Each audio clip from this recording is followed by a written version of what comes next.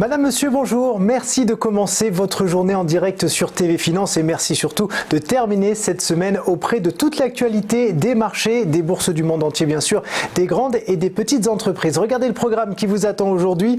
Dans un instant, nous recevrons Jean-Michel Maraval, directeur de Star Invest, une société spécialiste de la défiscalisation et de l'investissement, notamment sur des projets tournés vers les dom-toms.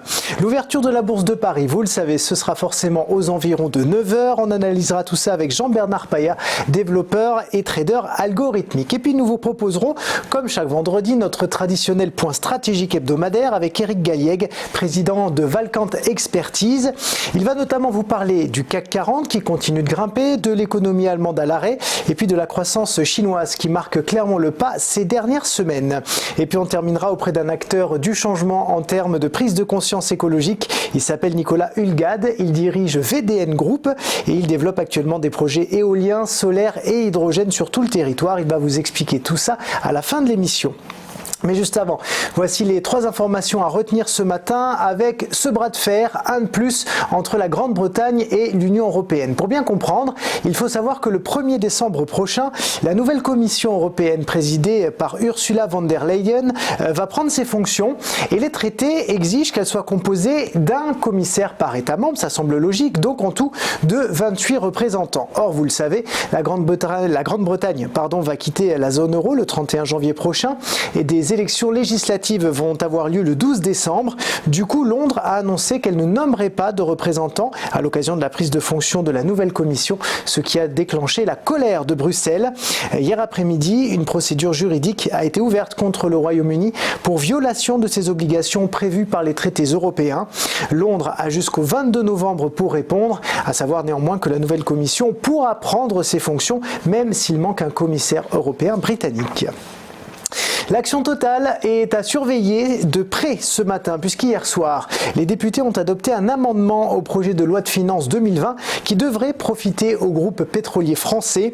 L'Assemblée nationale a effectivement réintégré les produits à base d'huile de palme dans la liste des biocarburants, alors que ces produits ne devaient plus bénéficier d'une exonération fiscale à partir de ce 1er janvier 2020. Cette mesure est finalement repoussée à 2026. Une victoire pour Total qui avait contesté l'exclusion de ces produits devant le Conseil constitutionnel il y a plusieurs mois. Le pétrolier utilise effectivement l'huile de palme pour fabriquer des biocarburants dans sa raffinerie de la Mède dans les Bouches-du-Rhône. Et si c'est une bonne nouvelle pour Total, c'est en effet une moins bonne nouvelle pour tous les défenseurs de la planète, puisque la production d'huile de palme est réputée responsable de la déforestation massive, notamment en Amazonie. Et on termine avec ces chiffres records pour le club de football de l'Olympique Lyonnais. Ils ont été annoncés hier soir. Pour le premier trimestre de l'exercice 2019-2020, le total des produits des activités d'OL Group atteint 126,4 millions d'euros contre 95 millions d'euros l'an passé.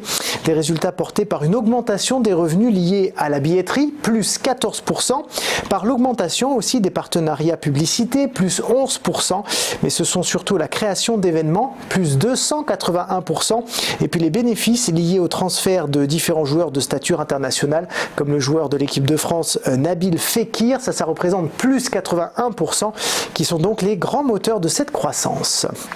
Allez, je vous propose, comme chaque matin, de faire un petit tour du monde des bourses. Le CAC a clôturé en légère baisse hier, moins 0,10%, 5901 points.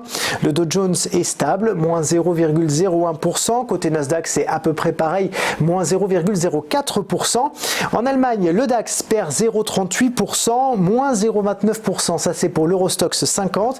Et puis, le Nikkei est le seul à être dans le vert ce matin, plus 0,70%. On va faire le point aussi sur quelques crypto-monnaies si vous le voulez bien. Là c'est rouge partout également. Le Bitcoin perd 1,45%, 7839 euros.